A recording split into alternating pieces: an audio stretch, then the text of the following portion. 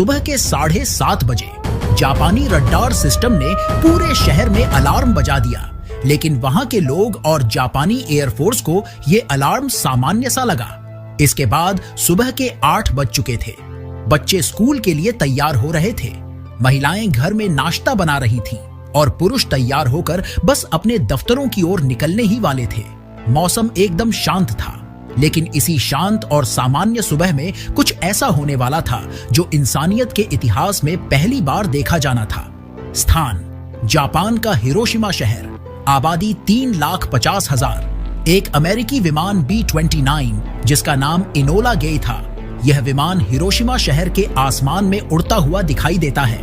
लोगों को यह विमान एकदम सामान्य दिखाई देता है, लेकिन इस विमान के पेट में छुपा था एक ऐसा हथियार जिसे आज तक दुनिया ने सिर्फ कल्पना में देखा था। लिटिल बॉय, एक परमाणु बम।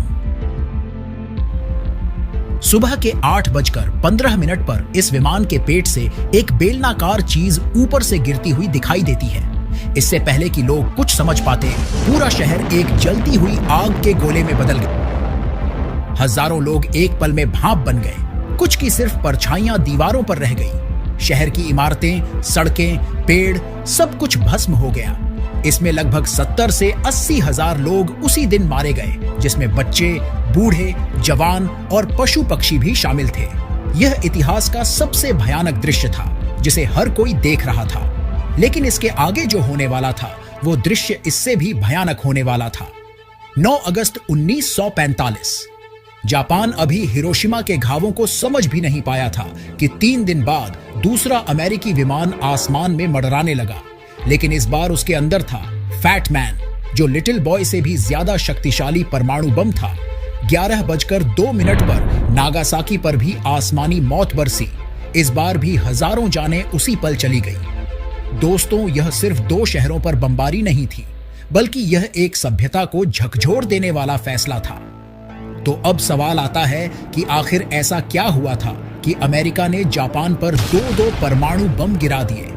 क्या यह युद्ध को समाप्त करने का तरीका था या शक्ति प्रदर्शन? क्योंकि उस समय अमेरिका और जापान में कांटे की टक्कर हो रही थी, लेकिन युद्ध के चलते अमेरिका ने यह फैसला लिया था या बम गिराने का कोई और कारण था? इसे आप आज के इस वीडियो में जानने वाले हो।